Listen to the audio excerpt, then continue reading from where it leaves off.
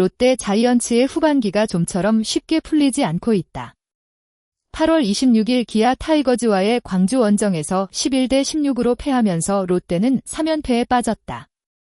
시즌 성적은 50승 60패. 포스트 시즌 진출을 바라보기에는 격차가 더욱 부담스러워진 상황이다. 남은 경기에서 9경기 차를 뒤집어야 한다는 현실을 생각하면 단순히 몇 경기의 승패만으로 분위기를 바꾸기는 어렵다. 결국 롯데가 마지막까지 경쟁력을 보여주려면 기존 전력의 반등과 젊은 선수들의 폭발적인 성장이 동시에 필요하다. 그 중심에서 다시 주목받는 선수가 있다. 바로 외야수 윤동희다. 윤동희는 단순히 젊은 선수 중 한 명이 아니다. 롯데가 미래를 기대하며 키워온 핵심 자원이며 한때는 팀의 세대 교체를 상징하는 타자로 평가받았다. 그렇기 때문에 지금의 부진은 개인적인 아쉬움에 그치지 않는다. 롯데 타선 전체의 미래와 연결된 문제이기도 하다. 그리고 8월 26일 윤동희가 마침내 기다리던 한 방을 터뜨렸다. 윤동희의 성장 과정은 분명 인상적이었다. 2022년 2차 3라운드에서 롯데의 선택을 받은 그는 2023년부터 본격적으로 존재감을 드러냈다. 107경기에 출전해 타율 2할 8푼 7리, 2홈런, 41타점, 45득점을 기록하며 가능성을 보여줬다.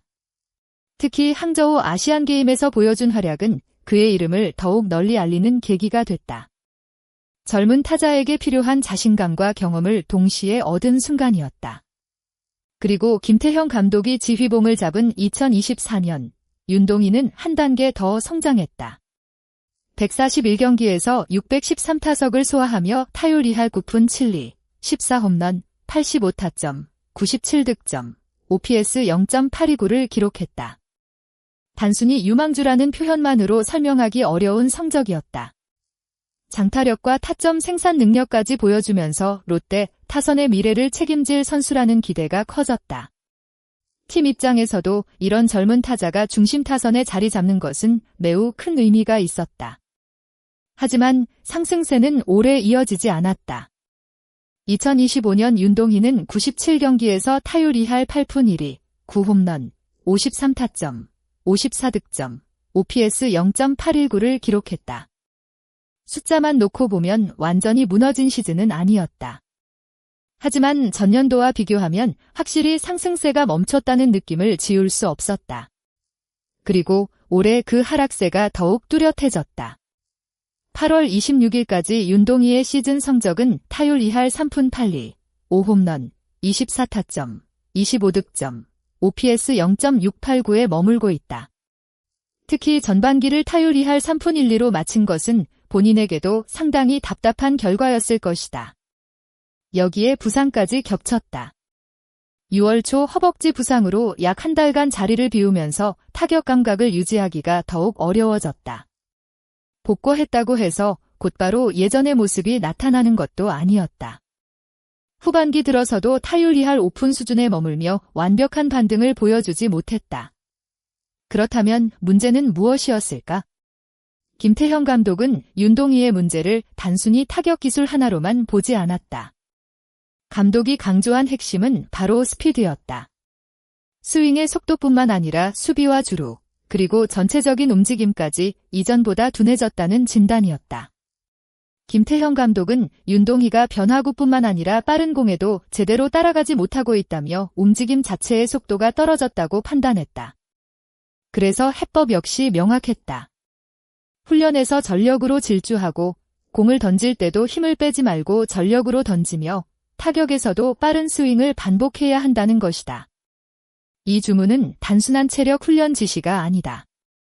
윤동희가 가진 장점을 다시 끌어내기 위한 처방에 가깝다. 타이밍이 조금 늦어지고 배트 스피드가 떨어지면 빠른 공에는 밀리고 변화구에는 속을 가능성이 커진다. 여기에 주루와 수비에서 순간적인 반응까지 느려진다면 선수 전체의 경기력이 떨어진 것처럼 보일 수 있다.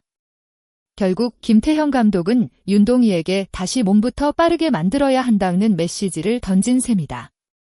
최근 경기에서 김태형 감독의 선택은 더욱 강하게 느껴졌다. 8월 25일 기아전에서는 말로 상황에서 윤동희가 헛스윙 삼진으로 물러난 뒤 교체됐다. 다음 날에는 선발 라인업에서도 제외됐다. 하지만 야구에서는 한 번의 실수가 끝이 아니다. 8월 26일 윤동희는 6회 1사1, 3루 상황에서 황성빈의 대타로 타석에 들어섰다. 그러나 이번에도 삼진으로 물러났다. 여기까지만 보면 또 한 번의 답답한 경기로 끝날 것 같았다. 그런데 7회 초 분위기가 달라졌다. 선두타자로 다시 타석에 들어선 윤동희가 기다렸다는 듯 좌월솔로 홈런을 터뜨렸다. 후반기 첫 홈런이었다. 더 중요한 것은 타이밍이었다. 롯데가 필요한 것은 단순한 홈런 하나가 아니었다. 침체된 타선에 새로운 흐름을 만들어낼 장면이 필요했다. 윤동희의 한 방은 바로 그 역할을 했다. 홈런 이후 롯데 타선은 6득점을 만들어내며 공격의 불씨를 크게 키웠다. 비록 경기 자체는 패배로 끝났지만 윤동희에게는 의미가 남았다. 물론 단 한 번의 홈런으로 슬럼프가 끝났다고 말하기는 이르다. 윤동희에게 진짜 필요한 것은 다음 경기에서도 이어지는 꾸준함이다. 빠른 공을 얼마나 적극적으로 공략할 수 있는지, 변화구에 대한 대처가 얼마나 좋아지는지, 수비와 주루에서 예전의 움직임을 되찾을 수 있는지가 중요하다. 특히 롯데가 기대하는 것은 윤동희가 단순한 하위 타선의 젊은 선수가 아니라 팀 공격의 중심으로 성장하는 것이다. 2024년에 보여준 모습이 우연이 아니었다는 것을 증명해야 한다. 타율을 끌어올리고 장타력을 회복하는 것도 중요하지만 더욱 중요한 것은 타석에서 상대 투수에게 부담을 주는 존재가 되는 것이다. 상대 배터리가 윤동희를 쉽게 상대할 수 없다고 느끼기 시작한다면 롯데 타선의 분위기도 달라질 수 있다. 현재 롯데에게 시간이 많지는 않다. 포스트 시즌 진출을 위한 격차를 생각하면 앞으로의 모든 경기가 중요하다.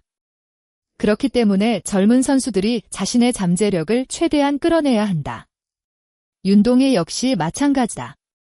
김태형 감독이 계속해서 스피드를 강조하는 이유도 결국 여기에 있다. 감독은 윤동희에게 단순히 홈런을 많이 치라고 요구하는 것이 아니다. 자신이 가진 장점을 다시 찾고 몸의 움직임부터 되살려 팀에 필요한 타자로 돌아오기를 바라는 것이다. 그리고 윤동희 역시 대답할 시간이 왔다. 후반기 첫 홈런은 어쩌면 긴 슬럼프의 끝을 알리는 작은 신호일 수도 있다.